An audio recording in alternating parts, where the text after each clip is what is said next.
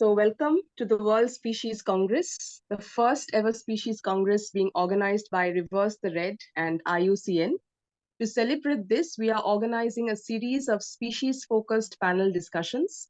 The theme of these events are Beyond Talk, Transforming Ideas into Impactful Local Interventions. Now, who are we? We are from the course Wetland Ecology, Biodiversity and Conservation, a 6-month course being given by IUCN SSC Freshwater Conservation Committee and the Fishing Cat Project. I am Tiyasha Adhya, co-founder of the Fishing Cat Project, which also happens to be the longest running research and conservation program on the globally endangered fishing cat, and also co-founder of the course.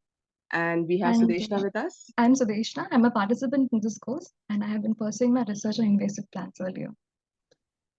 Thanks, Sudeshna. So today the spotlight is on the Irrawaddy dolphin. We are all gathered here to contribute to dolphin conservation in India and specifically in the Chilika Lagoon, which is Asia's largest brackish water lagoon. In today's discussion, we hope to answer an important question, that is how the dolphin tourism model in Chilika can become more dolphin friendly. We have panelists, Drs. Dipani Sutaria and Pooja Mitra with us. To just introduce briefly both speakers, Dr. Dipani Sutaria is Senior Research Fellow at James Cook University, Australia, and visiting faculty at CEPT Ahmedabad, and a member of the IUCN Cetacean Specialist Group, Marine Mammal Protected Areas Taskforce, and the International Relations Committee of the SMM. Her PhD thesis titled Species Conservation in a Complex Socio-Ecological System, Irawaddy Dolphins in Chilika Lagoon, investigated the population size and threats to the Irrawaddy dolphins. She has been working as an independent ecologist and currently involved in multiple projects on marine mammal ecology and conservation in India. We also have Pooja Mitra with us. Pooja Mitra is a conservation practitioner, social entrepreneur, and impact consultant with an MSc in biodiversity, conservation, and management from the University of Oxford and a Commonwealth scholar. She has been awarded the Wildlife Service Award by Sanctuary Nature Foundation, listed amongst the 50 ambassadors for sustainable travel by Condé Nast Traveler, and founded Terra Conscious in 2017 as a conservation social enterprise that offers curated educational experiences that showcase marine and coastal ecosystems responsibly, and also runs impact programs in partnership with local communities focused on livelihood development and wildlife conservation. Both of you, welcome to the session. We are very grateful to have you with us. So before we proceed, because this is on the Irrawaddy dolphin, Sudeshna has something for us. So this is a short film that we made on the Irrawaddy dolphins during our course in Chilika, and we thought that there was an emotional connect missing before we went on the trip to the boat. So that's why we started working on this short film as part of the course. ଏମିତି ଡାକିଲେ ସେ dolphin ଗୁଡ଼ାକ ପାଖକୁ ଆସନ୍ତି, ଆମ ଡଙ୍ଗା ପାଖକୁ ସେ ବି ମଧ୍ୟ ଆସି ଖେଳ ଖେଳନ୍ତି।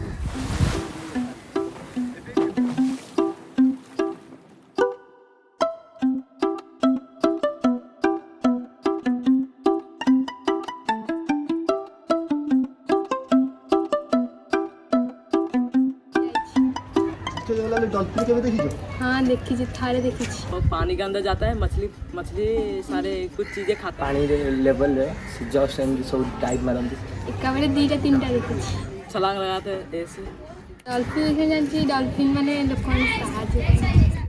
Welcome to Chilika Lagoon, a place where nature, livelihood and traditions intertwine in a delicate balance.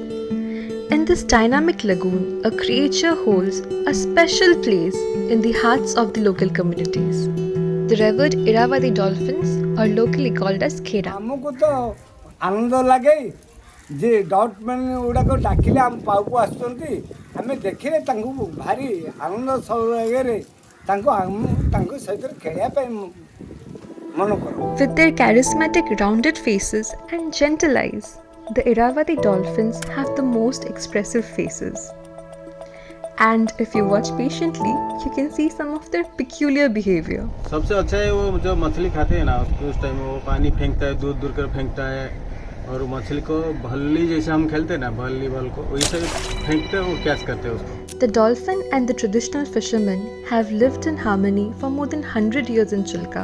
हाँ आमे बंधुत्व हिसाब रे ताकू कोई मारी मारी मारी मारी करी आमे ता साथी रे खेल खेले.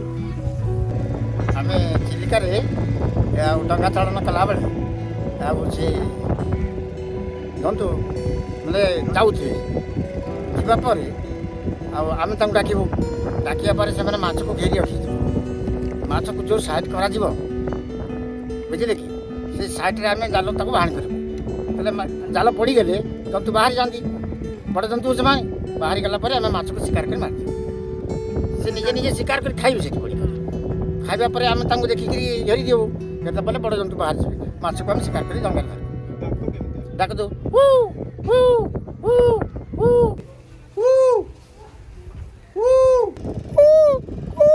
से आम नाहा डंगा दाड़ू को आसन. हाँ बर्तमान से जी माछ मेल करे बर्तमान आमर जानू जे आमको आहार गंडा देवाई ये मगर आम जीविका को भल माछ सुरक्षा कराई. Majority of the local community believes that dolphins are a blessing and they're partners in fishing. However, this relationship is not without challenges.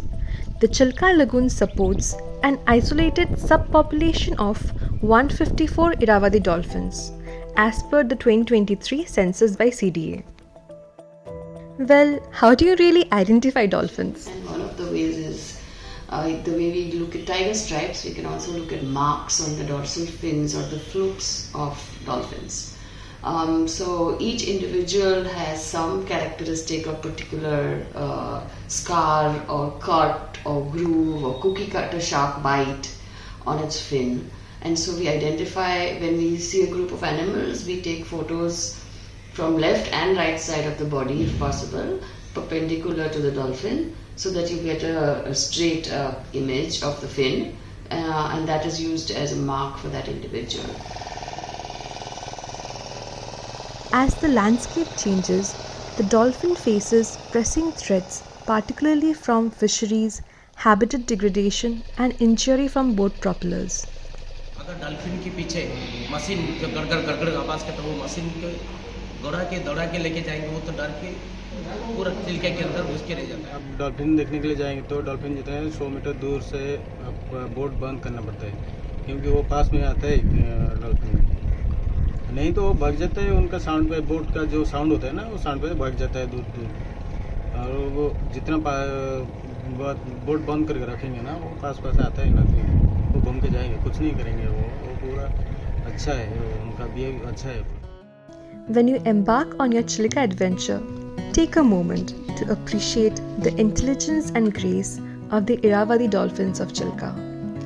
Every interaction with these gentle, endangered creatures is a privilege. Keep calm, turn off the sound, and observe their behavior from a respectful distance. And keep an eye out for their playful spy hopping. Just when you think you're observing them, they may be observing you.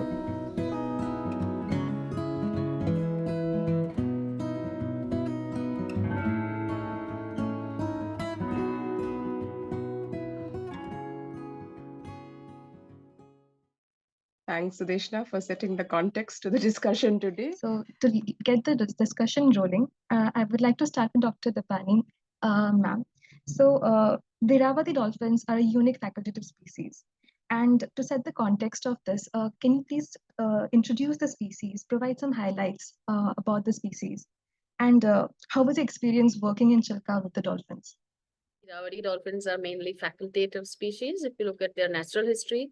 So as a taxonomic group, they are found in freshwater systems, in lagoon systems like the one in Chilika, where seawater and freshwater meet.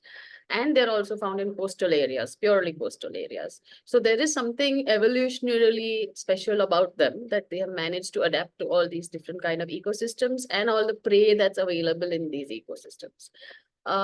They are found from somewhere on the east coast of India. Most people think it's from the coast of Andhra, and some people believe it's from the coast of West Bengal onwards, Orissa, West Bengal, till the Philippines. So that's their extent of Orcala brevirostris. Earlier, it was all the way to Australia and Papua New Guinea, but the genetics showed that that is a different one. That's Orcala hansoni. So that's what we know about generally about the species. There's a lot more to tell, of course, but if that's enough. And I have studied I have observed and studied the species in the Sundarbans of Bangladesh, Chilika Lagoon. I've seen them in Australia, and I have seen them off the coast of Myanmar also. So and Langkawi in Malaysia. So they do display some very similar behaviors all across these ecosystems, but then there are some behaviors that are specific to certain ecosystems. So it shows how species evolve behaviorally also to their surroundings, not just the environment, but also fisheries or any other anthropogenic influence also. And studying them, well, it was a pleasure completely, because only those days Chilka was not even this crowded as it is today. So it was almost like you had your own island and you had your own lake and you had these animals that were always with you all the time. Often on my days that were off, I would go to a certain island I knew that they used to rest by at night. And I would fall asleep listening to them breathing on the water, but those days are gone now. But it was a very, very special experience. And even the ties that I formed with the local people were very special. Thank you, ma'am, for setting the context. Pooja, ma'am, so Terra Conscious has been making some amazing waves in Goa. So we wanted to know a little bit about your work there. How was it born, and what was the motivation behind developing this amazing initiative of yours? Thank you, Suteshna, and lovely to be part of this discussion. Dipani is a mentor of mine as well. And the genesis of the work in Goa actually was on a project that she was guiding. When I was working with WWF, I was heading the state office at the time. And I had just come off a dolphin campaign that had been done by the Federation of Animal Protection Organizations in India to stop dolphinariums from coming up in this country as a tourism initiative. Because we know from global research that they don't do well in captivity, and that there was no need to set up something that was already becoming outdated and dying out globally. And in India, opportunistically, there is dolphin watching happening in several locations, Chilika being one of them, as well as the West Coast. And Goa had a pretty established industry with, at least in the study side, there were almost 100, 200 boats already doing dolphin watching at different scales, different sizes of boats. So in the study, it basically showed us that the dolphins were negatively impacted by the current form of the boat operations. Over the years, Dipani and others who do research in India and guide these kind of studies have helped me to understand how this species behaves, because I'm not an ecologist or a cetacean researcher myself, so I don't have that level of in-depth understanding of the species, but I have had the opportunity over the last 7-8 years to study the market. And that's really where we focus, is the market linkage, because I think that is a critical gap. I've seen trips being sold as you can swim with dolphins, you can touch them, they will jump up, you can feed them. There are multiple, you just need to Google, you will get a whole bunch of different types of narratives. And that's what we wanted to target through Terra Conscious and say that, look, this has to be knowledge-based. It has to give the right income. Really, where our work has focused is on sensitizing the market. It's on creating the right expectation that maybe you will not even see, because as Dipani has taught me, they really spend very little percentage of their time on the surface. They're only coming up to breathe. All their activities happening underwater, which is not visible to you. Really, the barrier to change is the expectation of your customer. Because in a service industry like hospitality or tourism, the customer unfortunately sets the trend. If the customer wants something and that is what sells, it is difficult to not offer that. Because it's not that people inherently are going into the water to cause stress or that they don't care. But if you don't guide that, if you can't provide the information, you don't have signage, you don't have proper marketing, then it becomes very difficult to put all the onus on the boat operator and say, hey, that's the person who needs to be trained. I don't think they are the challenge over here. They understand the species very well, and they understand how to behave in the environment. Many are traditionally from those environments. They know it. They don't need to learn it. But they don't know the market, and they don't know consumers like you and I, who might be privileged, who might be coming for a holiday and wanting to do this. That's where the intervention is needed. That's the capacity to be built. How do you market yourself? How do you create a viable business? What is your financial plan? And now with climate impacts, we are seeing they're losing even more operating days with bad weather, which happens in winter. So that creates more of a desperation to get business any which way, which means you might have to drop your rates, you might have to do some of the unsavory practices to be able to get the customer onto your boat. And that is where you need government, private sector working together to empower the operator to be able to deliver a responsible experience. And that really starts with the messaging, starts with how you promote these things, how you talk about it.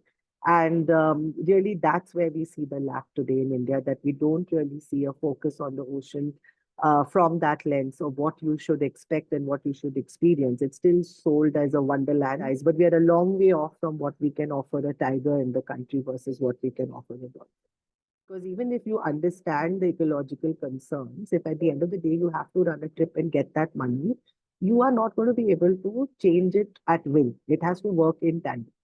So we basically then went out and started marketing to hotels, to travel agencies, using social media, using basically whatever access today our privilege gives us, right? And making sure that those platforms are talking about these operators, we're talking about these trips and saying that, look, we're telling you to go on the exact same boat. We're not offering you a yacht. We're not saying there'll be a fancy lunch or anything like that. We're saying the animal and the community itself is worth spending money on. The market-based intervention is definitely something that boat operators need support with.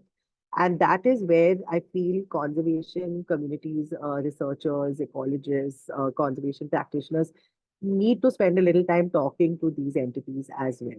Dipani, because you've worked there for a long time, your research led to the integration of dolphins into the broader conservation landscape of Chilika. And when we were both there, we both tried, even the CDA tried, there were a lot of programs between 2004 and 2012, where we were working with the local people in developing methods of safe dolphin watching. It even did work in a few places where they would put their engines off and they would only move with the bamboo. But it is complex in so many ways because it involves money. Now, whether it's a fisherman or it is Mr. So-and-so owning so-and-so large conglomerate, right? Everywhere where money comes into the picture, if you don't have a set standard by the government telling that everybody has to pay this much and earn this much, minimum, a minimum thing, whether it's in agriculture or it's in this industry, it is going to be very difficult getting this done at a larger scale, I think. So as Pooja said, you need the bottom-up approach where people feel that they own the knowledge, they can distribute the knowledge, that it does not have to be privatized to that extent that only one group does it. That is there. You give them the material, you give them the stronghold, but then they need the support of policy to be able to assure that all of them, if they increase their rate, will still be earning money. Right? Earning money and not causing a huge, like in Irrawaddy dolphins, the problem we face is that they don't want to stagger. They want to get 2 or 3 turns a day, in which case a group of 4 dolphins is surrounded by 15 boats all the time, isn't it? And it may not cause mortality, but it causes a lot of stress to their daily activity. It breaks down their daily activity, isn't it? So, there needs to be this top-down thing of policy, good tourism policies. And in Chilka, it is possible to be done, but the political scenario is not that easy. It really requires somebody to be sitting there, living in Chilka, working with the communities on a daily basis to show them what the positives of this could be, of making a better, more dolphin-friendly program. And it will work only as long as there is constant, there's somebody constant over there. Because when we were there, it did happen. It's not like it didn't happen. It did happen. People did realize that if you put off the engines, the tourist is getting a better experience. And we have bird watchers. We have some very serious conservation people coming to Chilka. And they can also play a key role in in doing what the influencers are doing in Goa. You know, every time they go to Chilka and they probably see birds, but also see dolphins, they could play a big role in making this more of an international thing also, and making this a matter of national pride also, you know, because the dolphins have remained in Chilka for so long only because of the local people. Mhm. If Chilka had turned into a large scale commercial fishery with no connection between the fishermen and the dolphins, they wouldn't have been there. It's a big surprise. Like a similar water body that exists in Chilika Lagoon, there are probably 5 to 10 dolphins only. It has to be multiple levels. It has to be multiple levels of work, bottom up, top down, a sociologist and an economist working with the people. But it has to be a minimum profit, minimum in cost covered model for sure. Because otherwise one community will be competing with another community on taking people out, which is already happening just now in Chilka. And they're paying everybody from the boat, from the bus owner to the hotel in Puri and hotel in Bhubaneswar. So there's so many levels of money being transmitted, you know. Now changing their entire system can be done only if it is top down. And the tourists are all in Puri and Bhubaneswar mostly, the ones who come to Chilka. They come for the temples or they come for something else, and then the hotels or the we did that work in our PhD where we went to all the hotels in Puri, gave them posters, gave them an idea about how the rates need to change and become higher so that everybody gets a good chunk of the money, including the boat driver. So it's a it's a small system, but it's still a very nuanced system. When tourists, like you were just saying that Chilika has more of family groups coming in. A lot of people from Bengal, but a lot of people from Odisha as well, and of course all over India, and especially a chunk of birders coming in. So birders, yes, it's fine. They're still like belong to our community, so as to speak.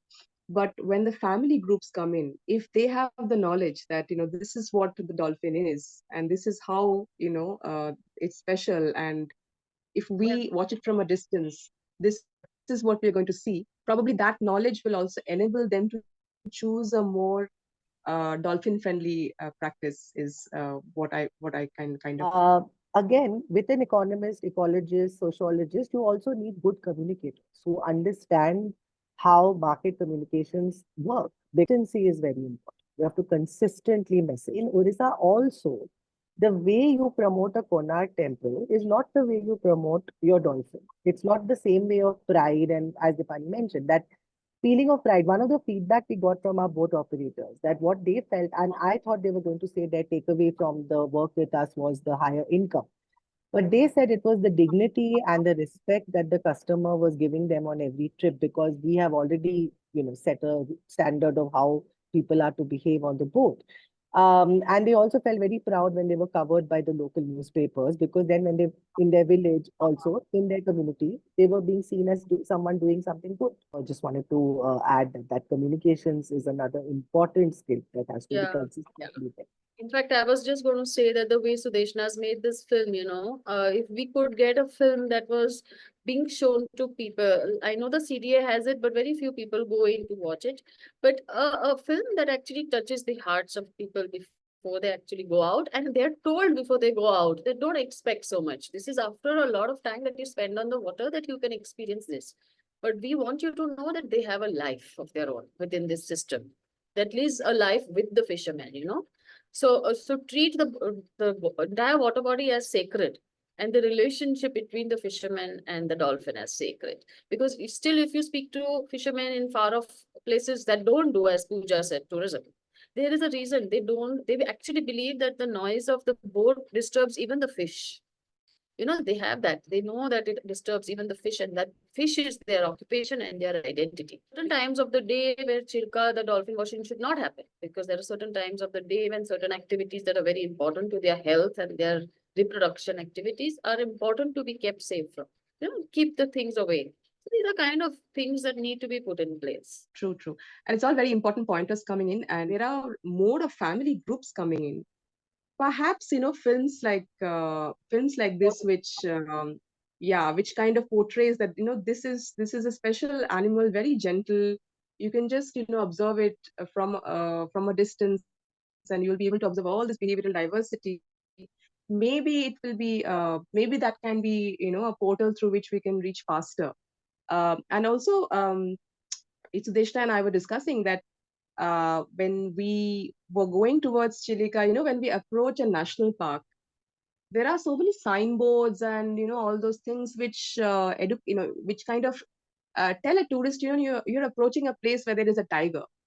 But here is the dolphin, and you're approaching Satpada, and you have no signboards, nothing to tell you that this is a heritage animal. This is a heritage animal living there, and you're going towards a heritage, a national and an international heritage, which is Chilika.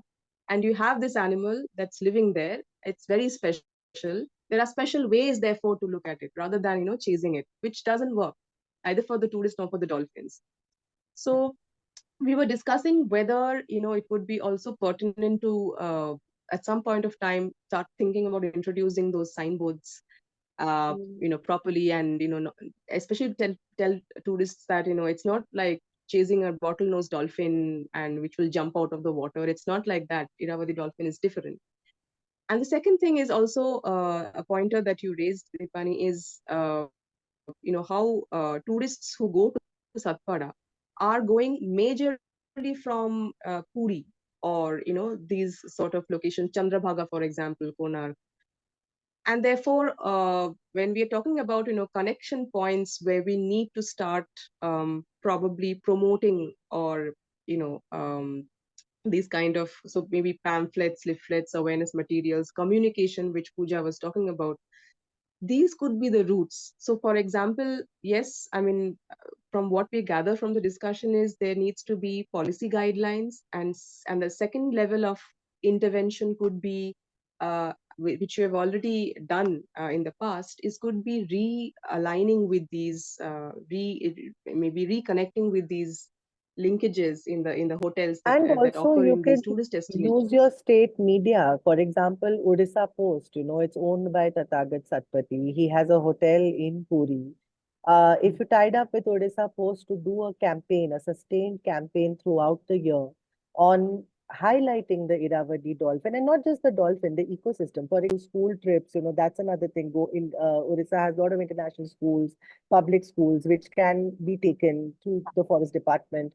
They go home, they talk to their families, they put up posts, they make posters. In Aguada, for example, ultimately we designed the poster, but it was the boat operators, the association spent money and printed a billboard size one, because they said, this is great, it's helping, all the customers are seeing it before they come onto the trip, so they put less pressure on us to chase the dolphin, because it clearly says that don't chase and don't force your boat operator to chase.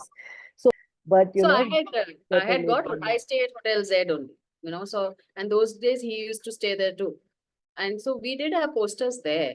But still, those days, the dolphins were not that big a deal. Like, people in India didn't even know the Chilika had dolphins other than us wildlife biologists, And even I will also say that even though I started studying humpback dolphins, I found out from outside India that Chilka had a small population of Irawaddy dolphins that need to be studied. So that just shows the lack. Like, we all grew up watching David Attenborough and this one and that one and NG, but it's only in the last 10-15 years that even NG India has started making stuff about India. So so this whole, like, Sudeshna has made a very sweet film. I really liked it. I love the way it ended also, Yeah. And so I think we need more of that to get out. Like, and these days you all just scan something and you can watch a clip for 5 minutes, and that is so accessible for everybody because everyone has phones, but you just have to make it in Odia.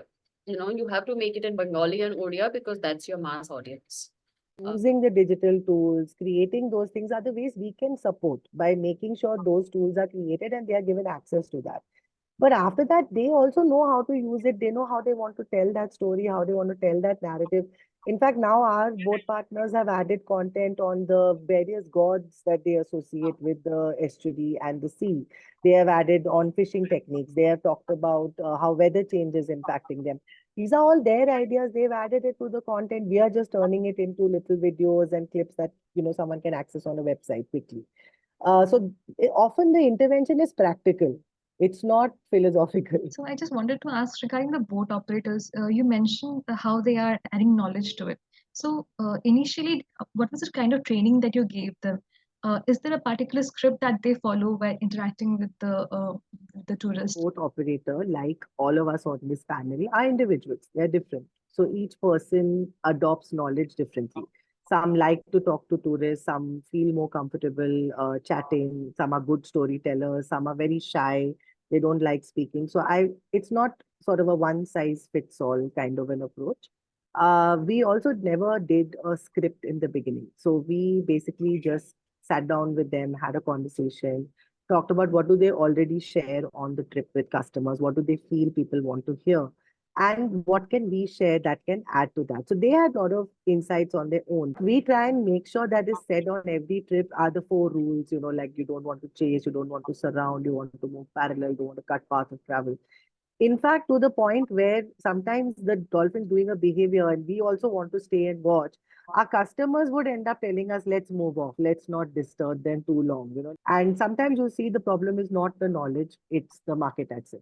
Is that whether we like it or not, you cannot separate socio-political issues from ecological conservation issues. They are all part of the same palette. Through understanding of the market, to be able to make our intervention. You cannot approach this just the way I love dolphins, so I think others will also love if I say this. Sometimes it is much more complex how the messaging has to be written. Sometimes it's national pride, sometimes it's do the right thing, sometimes it's you're getting a better value for money, sometimes it's equal to the international experience now available in India. For different audience, there are different. Globally, we have these best practices that are guidance for dolphin and whale watching, right? So is there something that we can take from there for Chilka Con? There are globally set standards for whale watching and for dolphin watching, and those are the similar kind of standards we also use over here. It's just that the kind of boats are different, and the kind of noise and the kind of engine is different. But otherwise, the general method of being never, using your boat and going into a group of dolphin, always looking at them from far, seeing what direction they're going in, and then moving your boat in such a way that you're parallel to the dolphins and going along with the dolphins parallel, so that they don't feel like they're going to be crashed into.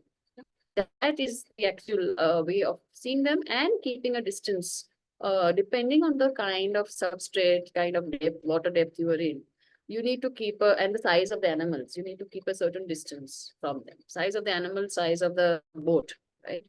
That will decide the distance that you have to be from a group of dolphins. And so these are all very, very commonsensical, normal guidelines, and they apply all over the world for all these different species, right? Like with the whales, we don't say that swimming with whales and swimming in dolphins is a done thing at all. It's done in very few parts of the world now. But if you are in the water and you're lucky that the dolphins approach you and look at you, which often happens to divers, then that's a great thing. But other than that, going towards them to try and communicate with them is not something we do in the water also. And the same goes with boats. You don't approach them, they approach you. So yeah, we certainly need them, and we have guidelines in India already that have been approved by the CDA for Chilka. And as I said, when Ajit Patnaik was around, Sir Ajit Patnaik was around that time, a lot of this was happening also, where he was constantly doing repeat workshops with the tourism operators, I have not been there for a while, so I don't know whether that is still going on, whether those workshops still happen or not. But those things need to be there.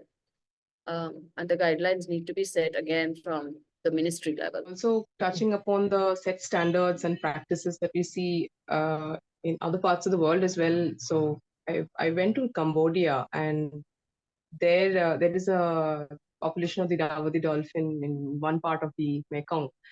And they were doing, they were very well trained, because from a distance they would see the dolphin, they would switch off the engine. They had the same motor engine that they fly here in Chilika too, but they switch it off from a distance. And then they fly towards using their bamboo oar, go towards the dolphin. And they just, rest there for some time. And so we were able to see the dolphins calmly, quietly moving around, doing their own business. And, we were also able to see them and photograph them. I mean, if tourists are about photographing and, making whatever, taking back a chunk of the memory back, then they are able to do that perfectly well. So, suggest or send an official mail together, all of us, whoever are there, whoever will be interested, to say that, what are the ways in which, this could be more streamlined, in the sense that can we create a pride factor around dolphins using awareness materials, campaign materials more. Things you can also add to this recommendation is working with the Responsible Tourism Society of India and Outlook Responsible Tourism Awards. Because in 2018, I presented at the awards as a case study because they had such few marine operators competing. It was all tiger tourism that was being awarded. So reward and recognition also goes a long way in adding motivation for operators, for hotels. So let's say a hotel promotes ethical dolphin watching and is sending regular business to the operators. If they are recognized, if the operator itself is recognized for following responsible practices. So let's say bringing RTSOI and Outlook to Odisha, and Odisha government is promoting tourism heavily. They are looking at coastal, opening up the coast for water sports, other things. So basically, they had 25 Odisha tourism officers come to Goa, and I had met them. They were on an exposure junket. And that is not the kind of model you want exported, because Goa is already facing the issues of over tourism and unregulated tourism. As adopted a regenerative tourism model. You first need to establish what is the value a person who is doing it ethically is going to get. If a person doing it ethically is getting no benefit out of doing it ethically versus someone who's doing it unethically, then you will have very little sustainability or retention or whatever intervention you do. The monetary return is definitely one part of it, but also being recognized and valued and respected for the change you're making at a scale in your state is equally important. And I feel there the Odisha government, the tourism department, with the Responsible Tourism Society of India, with Outlook Awards, can play a role. You all can create a reward and recognition program which can felicitate the operators, help them to appeal to the market directly and say, help us to be responsible operators by being a responsible tourist and choosing consciously and wisely when you travel. And these are growing trends globally, because you can make a change with a bang, but really, as we are seeing from standing in all in Goa, if you're not at it consistently, the momentum drops after the period of time. So on our own, can we agree to do certain things from this panel discussion? So for example, a set of recommendations that can officially go to the state government, as well as to the official management and enforcement agencies. Can we also think about writing an article or, not only, article meaning ways of communicating more about the dolphin within our capacities? And maybe that might instigate others to adopt this or not. We don't know, but can we think about doing something like this for the Irrawaddy dolphin within our capacity? And third is, can we, probably volunteer to create these, message, whatever tools or ways of conveying, the importance of the Irrawaddy dolphin to tourists, and trying to create that emotional connect on our own from this discussion with, all of us here. Do you think these three things is something that we can do? And then we will see where it goes. And of course, this discussion is there online. It will be recorded. It will be placed for future reference. But I just wanted to know whether we can have some concrete. Yes, Dipani, please. I was just saying a sudden thought came into my mind just now. Otherwise, I'm saying yes to everything that you're saying, that we can. I mean, I'm in for that, all those. A sudden thought just came to my mind that, we have ministries and government bodies with tourism and policy and all of that. Can we as citizens form a collective for safe tourism, sustainable tourism? I don't know, whatever that term might be, citizen collective for ecotourism, or citizen collective for something. So we are a loose body, informal body of people from all over India who are producing tools for different ecosystems, who are producing, maybe they give their time and they volunteer their time, maybe once a year somewhere, so that people from different parts of the country facing the same trouble are meeting up once a year. And these are not NGO circles only. Okay, because NGOs, once you form, I'm not being biased, but I'm pretty sure that once you form an organization or an establishment, you are tied to your own agenda somewhere or the other. So what I'm asking for is more of a loose organic structure. And it's the citizens collective that is working towards this problem in a country that is densely highest population in the world. Right. And so we take our expertise, we take our communication skills, we take our marketing skills to maybe one location in a year and discuss just that location, and it gets ample then coverage across scales of governance and across scales of conservation and across scales of marketing and economics. So maybe forming a collective like that. Chilika in particular, the two things perhaps I could do to help, and we can talk about it offline, is that my family is based out of Bhubaneswar. We've been in Odisha for many generations. And there is a women's corporate group, which basically is pushing lots of different industry level events and things in Odisha. And they would be a very good partner for a program like this, simply because the elite, as we say, are all part of it. These are moneyed Udiyas who are working to promote the state in different industries, whether it's education, entertainment, craft, etc. Tourism is something they are looking at. They haven't thought about the dolphin because it hasn't been brought to their notice. But let's say the film that you have created or a presentation that you do and distilling Dipani's research and past interventions, if you make all of that and as a collective, as she has suggested, we present it to this body, then they are very well linked up with the ministries, with the departments. They are coming together. They're influential in society. They are spending money on things. They want to promote the state. So actually giving them that body of information and working with them, because they're also citizens at the end of the day. This is also a collective that they have come together and they're promoting what they think are good and building capacity in that. Mostly it's related to craft and business. But this is something that can be brought to their notice and they can help to push it out. And yes, you can design, signage, but the state has money for this. So it's about presenting this to the state so the state backs it up. Because the more you try and do it voluntarily, and I've learned this from my own experience, the less reason the state has to do anything. So that is not what I advocate at all. Please don't do their work. They have the money, they have skill building budget, they have tourism promotion budget, they don't have the content. So we have to go to them and say, this is the content, we can help give it to you. But we are not printing that board, we're not putting it out there. We are not finding the place for the training. We are not making the video and trying to hashtag each other on Instagram. We are way past that level of it. And if we as practitioners cannot come out of that and really go after where you need to, then this is not going to work. So we have to bring that campaigning perspective into it. Because the time for individual action is always there. Each of us in our own capacity keep going. But when you want to do it like this at scale, then you have to be very strategic about who you're going to get on board and you need to go at it like a campaign. It cannot be done. Yeah, sure. So this is also like a very important pointer and an important stakeholder that you have helped identify, who can definitely step in and help the dolphin cause.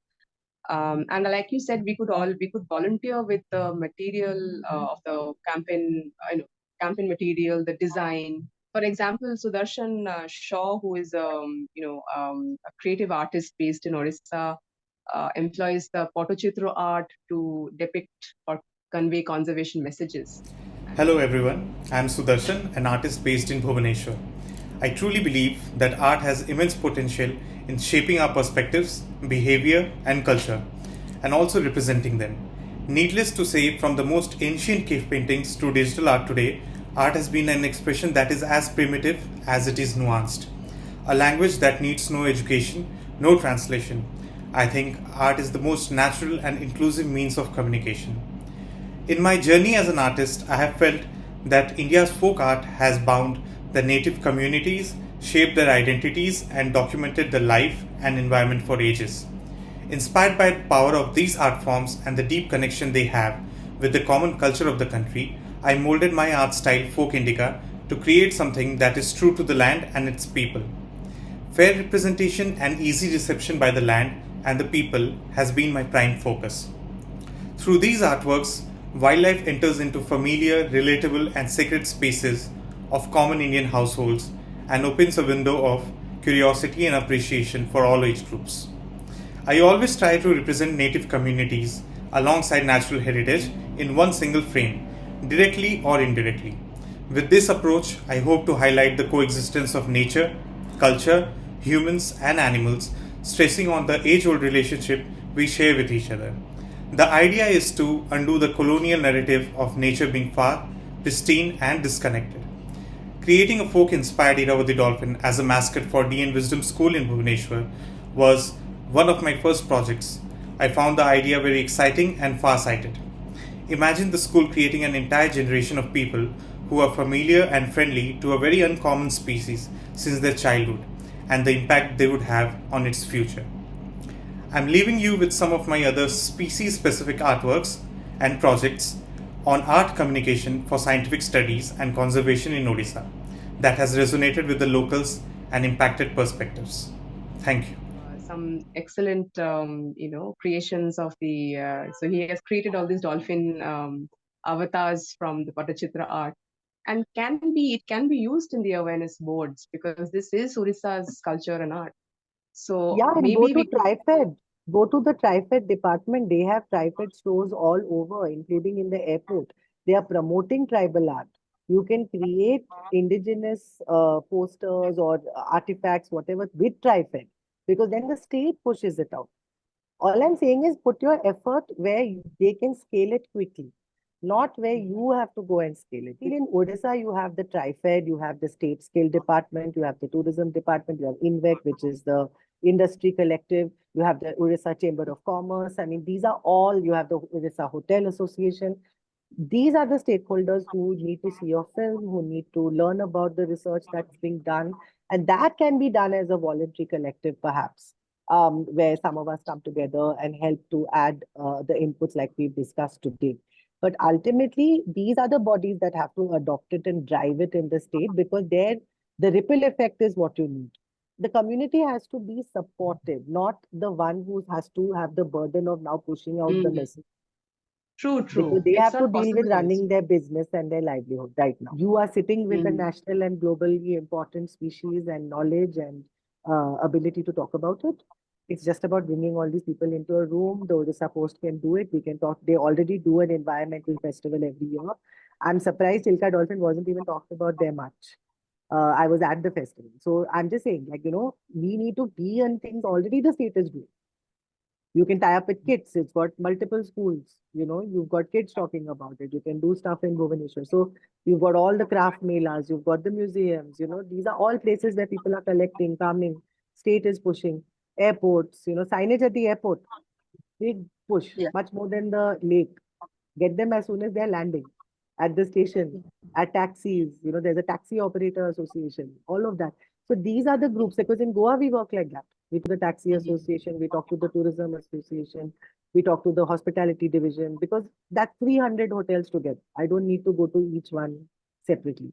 So really identifying these groups in Odisha will be important. And that's perhaps something the Fishing Cat project would do, is bring these things together with expert input and then really present to all of them. So that could be 10 workshops or 5 workshops, as opposed to, kind of getting out in the market and trying to be a voice on your own. Now I feel that first you make a list of all the people you want to talk to. Let's identify what funds are there in the state for work like this.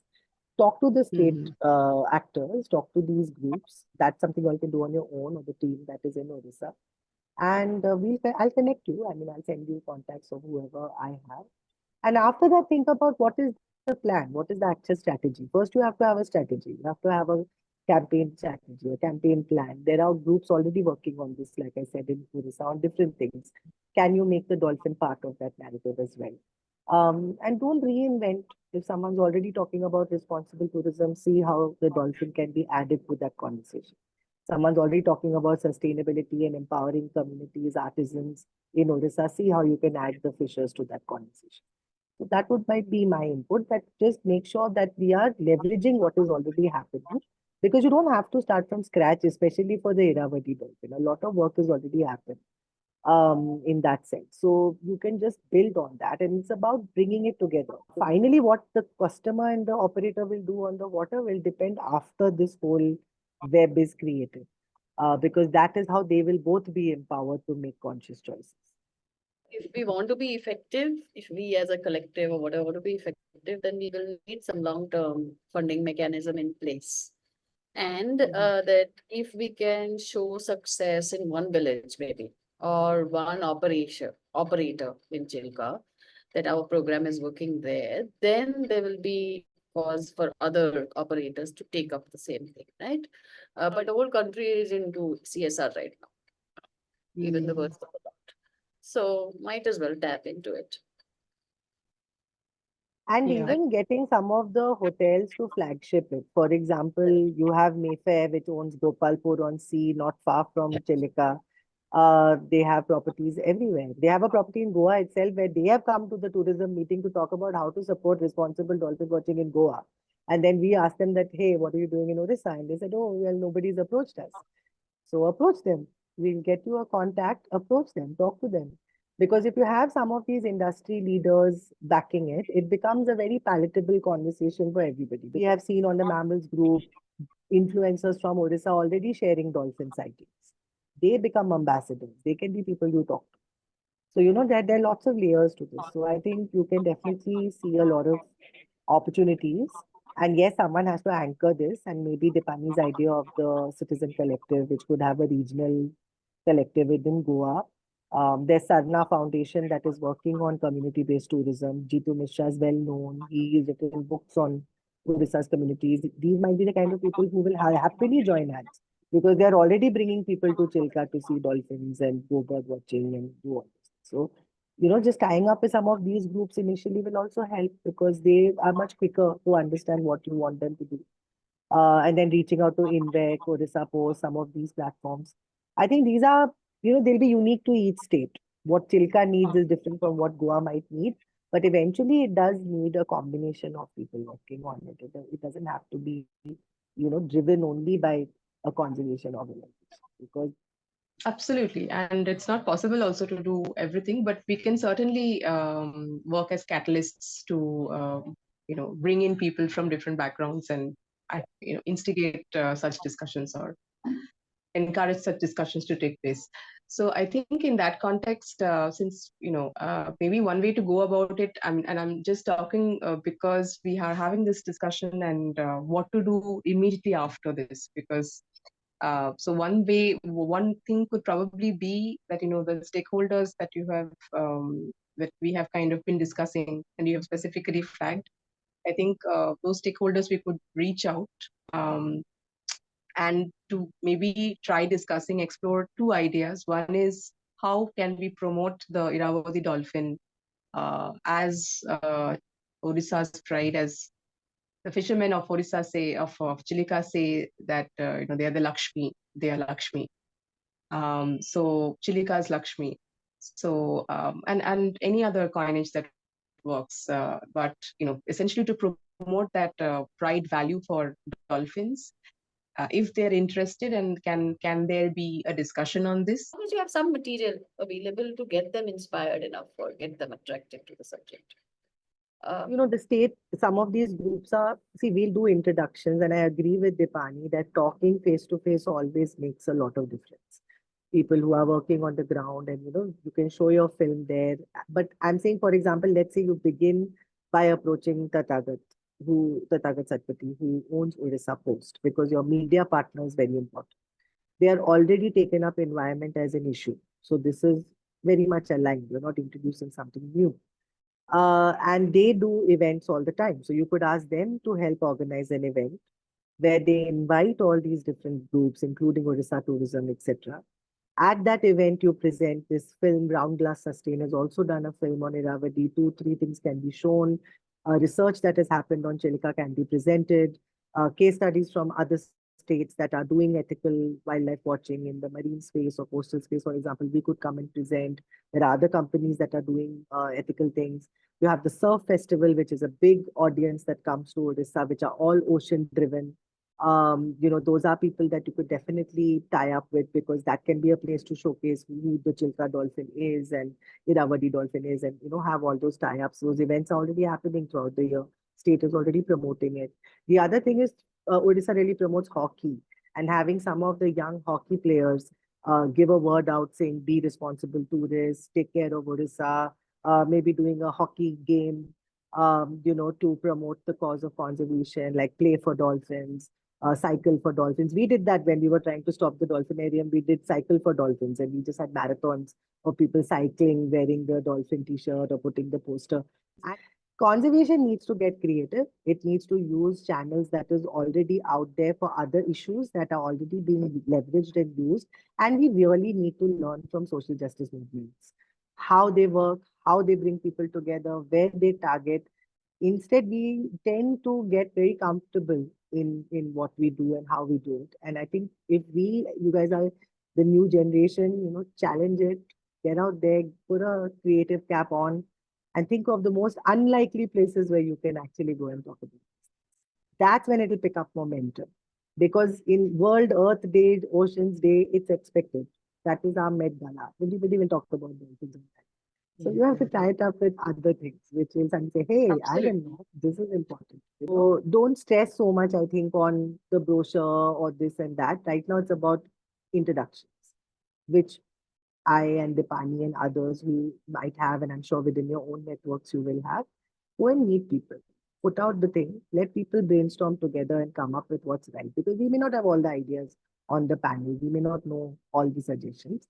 Better to get people together and make it a collective effort. And you don't know if it's presented correctly, it might just take off. Yes, and the important thing here is everybody from all walks of life can contribute to conservation. We just need to know what are the talents that can be used and work as those catalysts.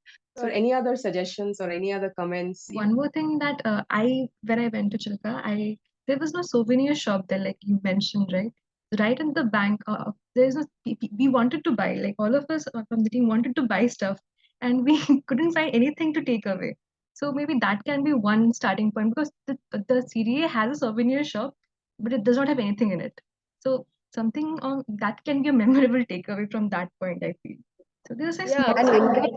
And INVEC can help you with that, because there are a lot of self-help groups in the area. I was just going to say that the souvenirs can give employment to the women of the villages, and so that's the model that needs to be developed. And they are very creative. Like there is that craft village that is world famous just down the road. Yeah. I mean, people can do workshops over there. That the building, that CDA museum land can be, or the park can actually be used for art workshops, for craft workshops. That can be sustainable stuff, not plastic stuff. And that's what they do. They do paper mashing. You don't use plastic in any of the stuff. And actually, you need a pitch presentation, right, Dipani? Like that's the main thing you have to create. A good pitch presentation. Then we can identify who needs to see it in the state. And as soon as the best way, in my experience from lobbying and working with government for a long time, is that don't create some new thing that people have to do. Because they leverage what the state is already doing. Is it promoting craft? Yes. Does the craft have a design of Irrawaddy dolphin? No. Can you add that? Yes. Does the state have craft outlets? Yes, it does. Does TriFed have an outlet at Chilka? No, it doesn't. Can we enable that to happen? Does the state have an outlet in the airport? Yes, it does. Does it have signage on Chilka Dolphin? No, it doesn't. Can we add that? So just look at things the state is already doing and where this message can get included. Then it becomes a lot easier than asking them, hey, let's create a whole different program to promote dolphin tourism, because then, but we're already promoting Chilka. This is already happening. We already have a CDA authority. We're already looking at guidelines. It's already protected. What's the challenge? But we are really looking at the periphery. Is the animal endangered and scheduled and protected? Yes. Is there a CDA? Yes. Are there rules? Yes. What's your challenge? Nobody's following them. They're not getting enforced. Where do we lack? Marketing. Where do we lack? Making it interesting and fun for people to engage with. Who needs to do that? The people who are marketing that. So is your focus really the dolphins conservation, or right now you need to think about who can get your message out?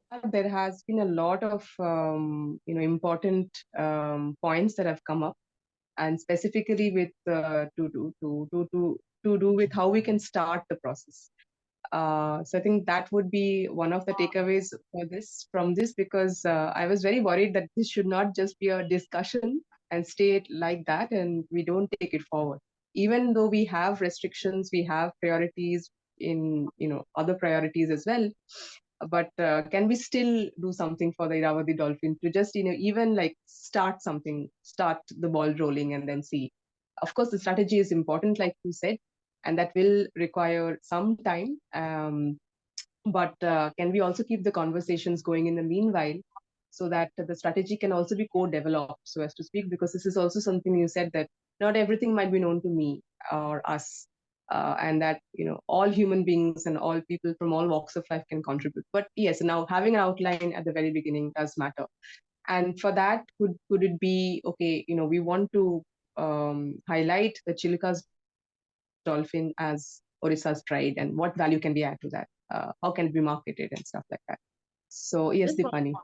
one last thing I want to say is that maybe we could use the green hub kind of structure, so that even people from the ground level are doing this kind of a marketing. Because if one person or two boys or two girls or whatever in from Chilka get into green hub or something like green hub, or create something like green hub for Chilka, then they will be getting mileage with their horizontal level of society also.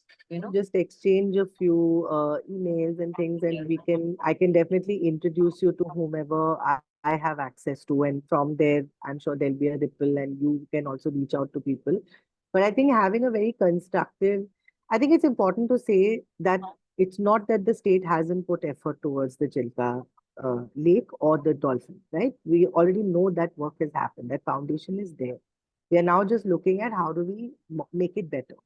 And I think that is important to put in your introductory mail, even when you're asking for an appointment, a few points that this is already something that's there. Where it's lacking is a cross-cutting approach to talking about the conservation of this space. And that is what you're trying to enable, right? You're trying to make it a much more interdisciplinary cross-cutting approach. And to that effect, you want to talk to them about it and see how can they support in taking it forward. And that's a list we can probably put together, and then you can start reaching out to them. Even if we go with something like, tourists are going to come every year, even this winter. If we can even have those signages out there, and the QR code with the film, or a better version of it embedded, even that, I think, as a starting point might help. But the film actually needs to have a little more angle on what you want the tourists to do. True. Because So it needs to be very direct. Like you don't shout, you don't ask your boat driver to go close. Maybe you can have a local boat operator from Chilika record that part. But you need to have, at least from my experience in taking tourists out, it needs to be very simple direction. Absolutely. This needs to be a better. So basically, because if we're targeting for targeting tourists, and the message has to be more direct. So a better version of this film can be created, and that can also be perhaps to just get the conversation going, to to reach out to these people as well. And so I think that's about it from. I don't have any other questions. I just got a lot of ideas, and we need to think about them. And thank you for giving your time and effort into this. Young people getting into this would be a very good idea. Very good. And lots of people are interested, I think, and think to do responsible marketing of trips and things. So I think the time is right. We can definitely stay in touch and figure out what best to go forward. But yes, anything formal will require, time compensated for everybody, for you all, for everyone, and including community. Sometimes it's not fair to make people do things without also covering their time and effort. So we need to be very fair in that. And like I said, the state has money, there is CSR work going on. it's not getting directed towards this because perhaps people don't know about it. Just making sure you reach those right people is important, and then we'll see what happens after that. But make the framework, as Dipani said, like that's something that, all the things we've discussed, maybe you can harvest those points and create a little framework and say, okay, this is what I think we'd like to do this year. And then we can think about who can enable us to do those things this year and reach out to those people first. Right. So that's great. Thanks a lot. Thank you, Dipani. Thank you for being there always. Thank you, Pooja. It was very nice to meet you. So keep in touch and let us know. We'll play a role wherever we can for sure, right? So keep in touch if you're developing a framework. Sure. Yeah? Yeah. That might be a nice way to start, then we can all put in whatever inputs are required. True. Yes. Okay. Thank you, Sudeshna. Thank you. Thanks, Sudeshna, for facilitating your work. Thank you. And take care. Thank you. Have a great day ahead. All of you too.